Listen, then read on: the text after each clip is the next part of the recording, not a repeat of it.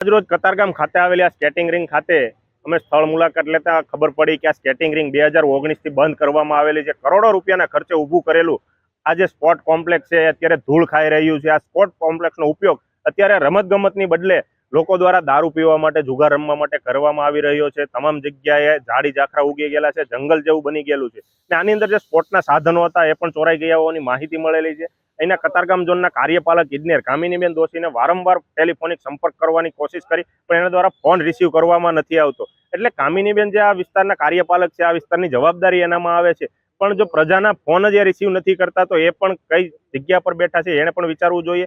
કારણ કે આ વિસ્તારની અંદર ફક્ત તંત્ર નહીં પણ અહીંના ચૂંટાયેલા પ્રતિનિધિઓ દ્વારા પણ કોઈ પણ પ્રકારની દરકાર લેવામાં ન આવતી હોય એવું લાગી રહ્યું છે અને છેવટે જે પ્રજાના પૈસાનો આ વેડફાટ થઈ રહ્યો છે અહીંયા। એટલે આપના માધ્યમથી અમે તંત્રને અને શાસકોને કહેવા માંગીએ છીએ કે આ પ્રજાના પૈસે જે આપના દ્વારા મોટા મોટા સંકુલો ઊભા કરવામાં આવી રહ્યા છે એની જાળવણી પૂર્તિ કરવામાં આવે ને લોકોને ને બાળકોને આની પૂરતી સુવિધા મળી રહે તો જ જે બાણે આપણે મહાકુંભ કરીએ, ખેલ મહાકુંભ, એની અંદર કરોડો રૂપિયાની જાહેરાત કરવામાં આવે છે ને ગુજરાત સરકાર દ્વારા 2036માં ઓલિમ્પિકની યજમાની લેવાની વાત કરવામાં આવે છે। પરંતુ આ રીતે જો ભ્રષ્ટાચારની અંદર આ સ્પોર્ટ સંકુલો ખદબદતા રહેશે તો આગામી આયોજન તો ઠીક પરંતુ એની વાત જ સુદ્ધા આપણી ઉડી જવા પામશે એવું લાગી રહ્યું છે।